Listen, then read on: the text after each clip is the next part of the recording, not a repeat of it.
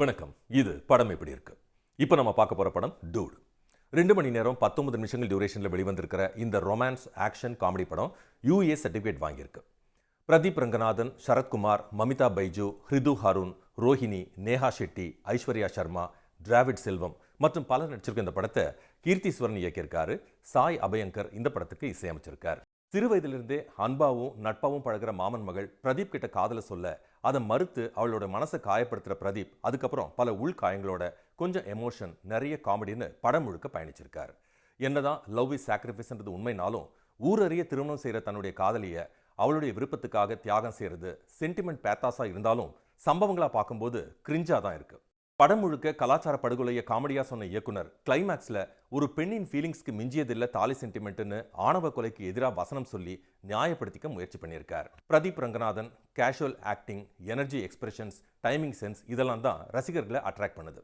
சில காட்சிகளில் over acting செயற்கைத்தனமா தெரியுது. சரத்குமார் அறிமுக காட்சியில கொஞ்சம் ஓவர் ஆக்டிங் பண்ணியிருந்தாலும் காமெடியையும் வில்லத்தனத்தையும் இருமுகம் காட்டி நடிச்சிருக்கிறது சிறப்பு.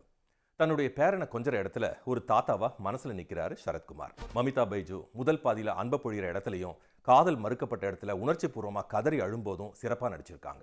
ஆனா 2வது பாதியில நிலையில்லாத மனதோட இருதலை கொள்ளியா இருக்கிறது கதாபாத்திரத்தை நீர்த்து போக வச்சிருக்கு. சாய் அபயங்கர் இசையில அலையே அலையே பாடலும் நல்லா இருப்போ பாடலும் நல்ல ஃபீல் கொடுக்குது. பேக்ரவுண்ட் ஸ்கோர் சில சென்டிமெண்ட் காட்சிகளை எமோஷனலா எலிவேட் பண்ணுது. டிகேட் பொம்மியின் cinematography perfect. Bharath Vikraman editing கிறிஸ்பா இருக்கிறதுனால திரைக்கதை போர் அடிக்காம நகருது. மொத்தத்தில் ஜென்சி தலைமுறைக்கான இந்த படத்தை பிரதீப் ரங்கநாதனுடைய பர்ஃபார்மன்ஸ்க்காகவும் சாய் அபயங்கரின் சாங்ஸ் மற்றும் பிஜிஎம்காகவும் சிகரெட்டுக்கு பதிலாக சாக்லேட் சாப்பிட்றது போன்ற சில சீன்ஸ்க்காகவும் கிளைமேக்ஸ் மெசேஜ் போன்ற நல்ல அம்சங்களுக்காகவும் ஜாலியாக பொழுதுபோக்கவும் பெரிய எதிர்பார்ப்பு இல்லாமல் யதார்த்தமாக பார்த்து ரசிக்கலாம். Dude dilemma.